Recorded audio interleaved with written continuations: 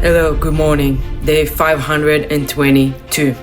Since 59 hostages have been brutally, barbarically, violently, and inhumanely were kidnapped to the hell-called Gaza by the inhumane, barbaric, rapist, modern-day Nazis, monsters of Hamas, Palestinian Islamic Jihad, UNRWA, and the UN, and the Red Cross, and just ordinary, regular civilians, innocent Palestinians. We are here every morning, never giving up, to demand from these inhumane, barbaric, rapist, modern-day Nazis monsters to surrender and let all of the 59 hostages go now, immediately, at once, in one phase, in one bus. And Israel should give up nothing. Israel already gave up way too much, and we've been too patient with these fucking monsters.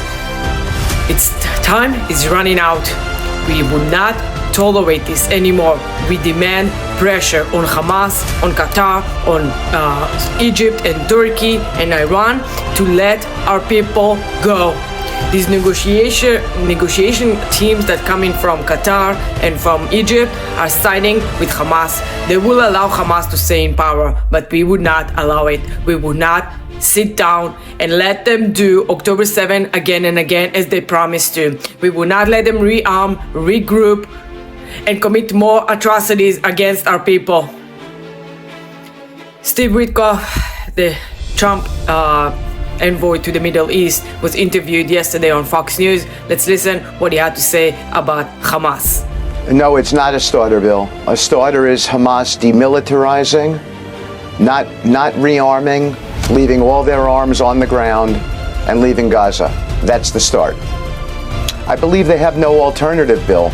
There's no logical or rational choice for them other than to leave. If they leave, then I think all things are on the table for a negotiated peace deal. And that's what they're going to need to do. I know that you and President Trump are both businessmen, and you think that deadlines help make things work. And that worked the last time, right? In terms of we had to have the hostages out by a certain date. But then Hamas has fudged around with a few things. When it comes to this next phase, what is the deadline now? Well, Dana, I like your use of the word fudged around. I would say that substantially understates their behavior pattern. But with all of that said, I would say to you, yes, we need deadlines. That's what has to happen. People have to understand that we accept a certain behavior pattern. First of all, the way these hostages are being kept is unacceptable. We've interviewed all the hostages who have been released. The conditions are deplorable. Many of the hostages come out, they're sick, they haven't eaten, they haven't been given medical care. It's a terrible proposition for them. And so that's just simply unacceptable. We will not let Hamas stay in Gaza and be governing Gaza. We will demilitarize it. That's the only way forward. Hamas can no longer stay, and we need the pressure to release our hostages immediately. We need this ultimatum. It was really good to get the ultimatum for January 20th for the inauguration. As Trump said, all hell will be break out in Gaza if they will not be released by the time he's been sworn in, which was amazing to see all of this, I think 38 hostages being released, but it's not enough. We demand all 59. Put another deadline to put pressure on them. We cannot sit down and let them do whatever they want and answer their demands. They lost the war. They lost.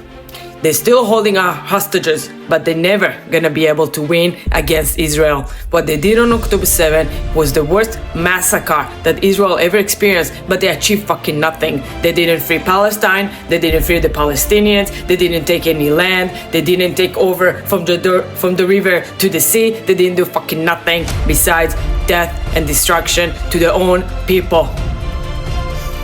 They lost. And we demand for them to surrender and let our people go. There's no way out of it.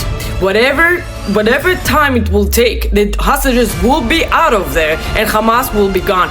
You're just prolonging, you're just causing more death and destruction that will lead you to nowhere. Let our people go. Meanwhile, in the US, the government the amazing government, the new federal government led by my amazing president, President Trump, will not tolerate terrorism, domestic terrorism in this land. Being as myself, I'm a permanent resident. I hold a green card. I'm in a process for citizenship. I know, because I went through this process, that immigrants are not allowed to support terrorism. When we are going through this process, we have been asked specific questions and background checks have been done. I guess not in the case of Muhammad Khalil. We are not allowed to support terrorist organization. US citizens are not allowed to support terrorist organization. And just saying that he just protests Israel government, that's fucking bullshit. None of these protests that they've been doing, these riots, it's not even protests.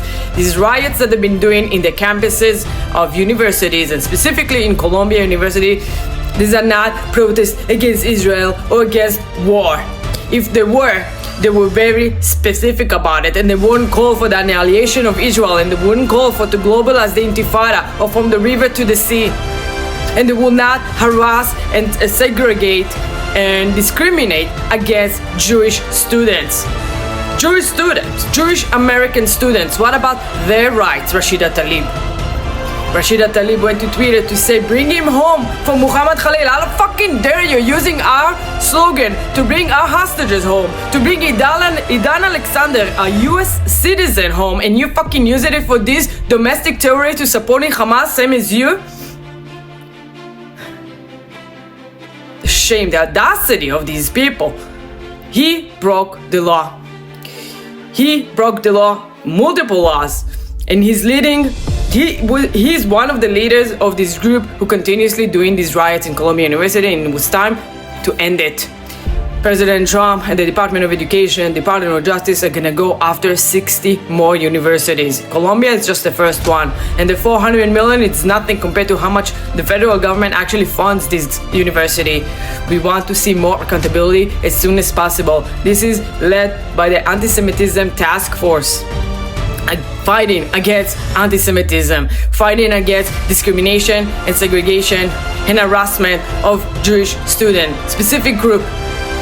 And if we would have seen it happening to any other group, trust me, it would not even happen. We won't have needed to do all of these measures because the laws are already in place. The problem is that there are people who are not enforcing the law, and they're letting Jews be treated as second-class citizens here in the United States in 2025.